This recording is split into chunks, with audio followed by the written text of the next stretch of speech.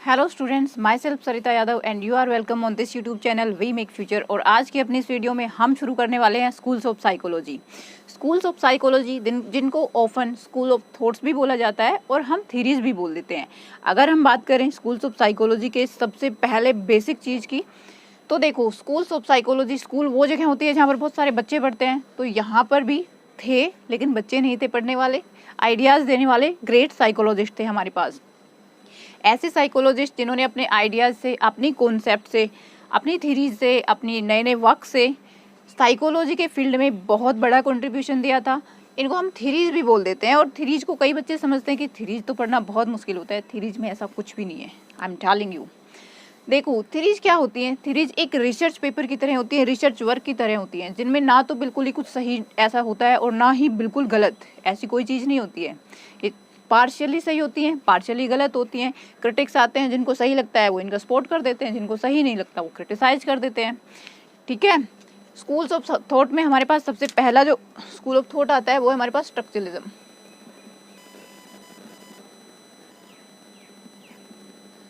Structuralism अगर हम बात करें, देखो भाई, स्कूल्स ऑफ थॉट को अच्छे से समझने की, इजी वे में समझने की, तो इंग्लिश लैंग्वेज के बच्चे एक बार ध्यान दें।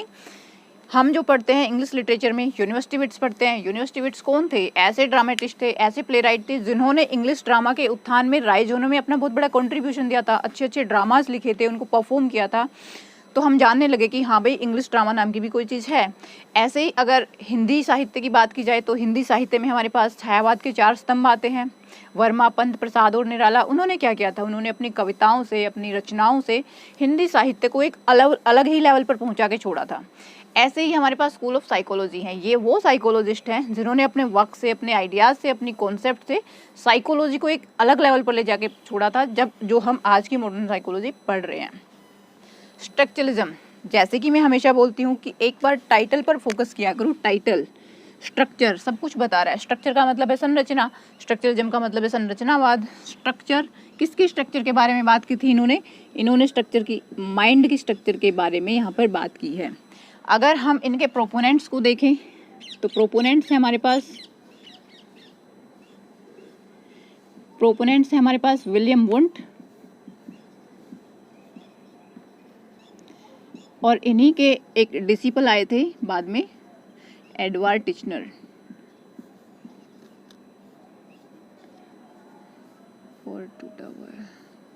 एडवर्ड टिचनर, ये दोनों मेन प्रोपोनेंट माने जाते हैं। विलियम वुंट की अगर हम बात करें तो विलियम वुंट वही साइकोलॉजिस्ट हमारे पास जिन्होंने 1879 में जर्मनी की लिप्जिग यूनिवर्सिटी में फर्स्ट लैब ऑफ साइकोलॉजी खोली थी, और वहीं से ये बन गए थे फादर ऑफ मॉडर्न साइकोलॉजी।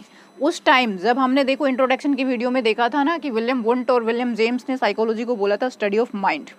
अगर आपको नहीं पता है तो आई बटन में, इस वीडियो को देखने के बाद आई बटन में मेरी उस वीडियो को जरूर देखें। विलियम वुंट और विलियम जेम्स ने उस टाइम तो ये दोनों दोस्त थे, ये दोस्ती हम नहीं छोड़ेंगे टाइप में। लेकिन जब बात आई स्कूल ऑफ थॉट्स की तो ये दोनों हो गए अलग अलग। यहाँ पर विलियम वुंट हमारे स्ट्रक्चरलिज्म में आ गए, और आगे जो हम थ्योरी पढ़ने वाले हैं वो विलियम जेम्स की पढ़ेंगे। कौन सी पढ़ेंगे वो हम आपको आगे बताएंगे। फिलहाल अपनी इस थ्योरी पे ध्यान देते हैं। विलियम वुंट, इन्होंने बोला था कि माइंड को अगर स्ट्रक्चर बना के समझा जाए तो ईजी हो जाएगा। हम बिहेवियर को, माइंड को स्ट्रक्चर में डिवाइड कर लेते हैं और फिर इसको समझने की कोशिश करते हैं। अब इन्होंने मेन एम्फेसिस क्या था? स्ट्रक्चरलिज्म का एक की पॉइंट, एक फोकस है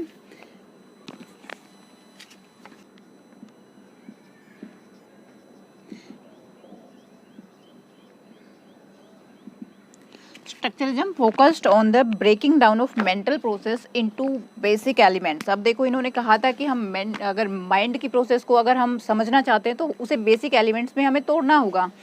लेकिन यहाँ पर जब टिचनर आए तो इन्होंने बोला कि आप माइंड की बात कर रहे हो, आप बिहेवियर की बात कर रहे हो, हमें तो यही समझ नहीं आ रहा कि माइंड पूरी तरह से है क्या, इसकी स्टडी कैसे करें, तो ये थोड़ा हमारा समझ में कैसे आएगा लोगों को।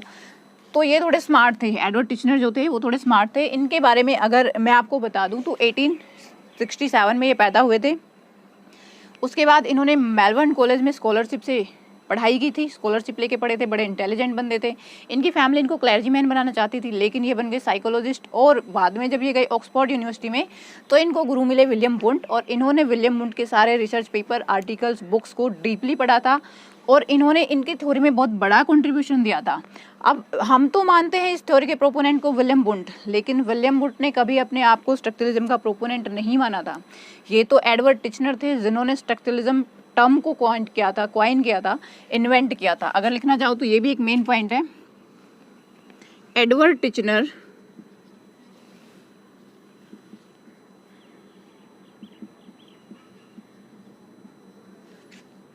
discovered the term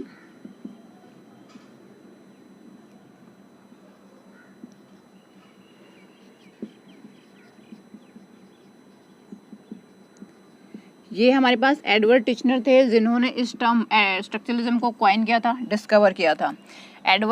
William Wundt को हम बोल देते हैं मेन प्रोपोनेंट, लेकिन उन्होंने अपने आप को नहीं माना था। ये एडवर्ड टिचनर थोड़े से स्मार्ट बंदे थे। इनकी बुक्स पढ़ के, इनके रिसर्च पेपर पढ़ के अपना एक अलग से वो ले आए, टूल ले आए, जिसको इन्होंने बोला कि ये टेक्निकल टूल है मेरा, और यही इसका मेन की पॉइंट है, इंट्रोस्पेक्शन।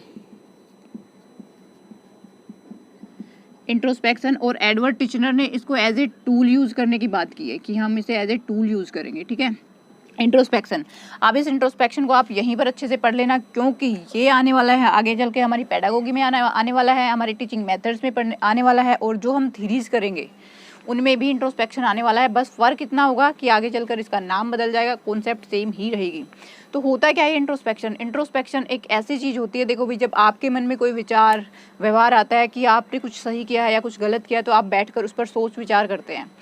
तो इंट्रोस्पेक्शन एक तरह से अपना आत्ममंथन होता है, आत्मविश्लेषण होता है किसी भी आचार विचार या व्यवहार के बारे में।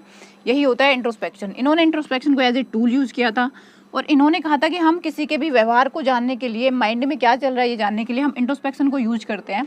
और इवन टिचनर ने तो यहाँ तक भी कहा था कि जो चीज़ इंट्रोस्पेक्शन के दायरे में नहीं आती है उसे हम साइकोलॉजी में नहीं मानते हैं।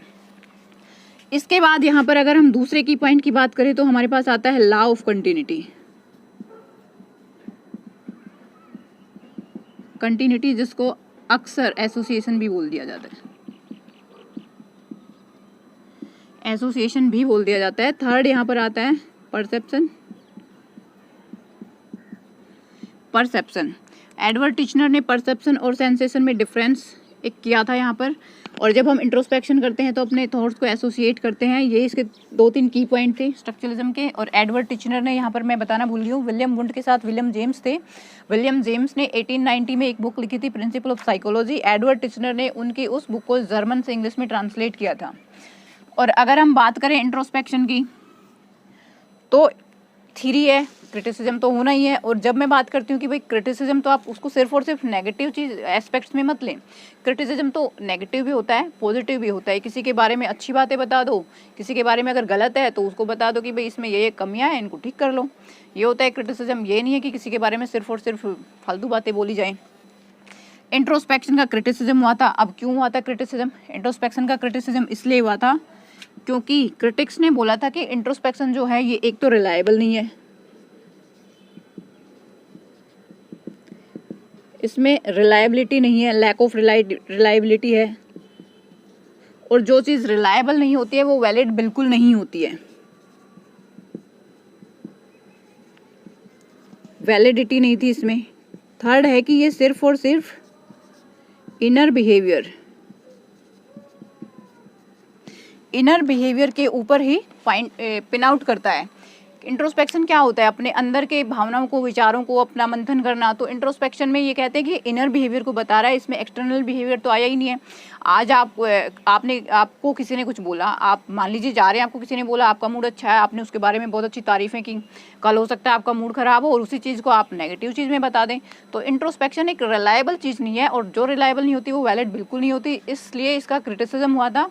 और अगर हम देखें स्ट्रक्चरलिज्म की बात करें तो स्ट्रक्चरलिज्म 20 ईयर्स तक तो बहुत ही डोमिनेंट थ्योरी था। उसके बाद जैसे ही एडवर्ड टिचनर की डेथ हो गई, स्ट्रक्चरलिज्म भी दी एंड हो गया। इसके बाद क्या आने वाला है, दूसरी थ्योरी क्या आएगी हमारे पास, ये हम आपको बताएंगे अपनी नेक्स्ट वीडियो में। और if you guys like my video, like share and subscribe my channel, and till my next video, you guys stay happy and stay healthy. Thank you.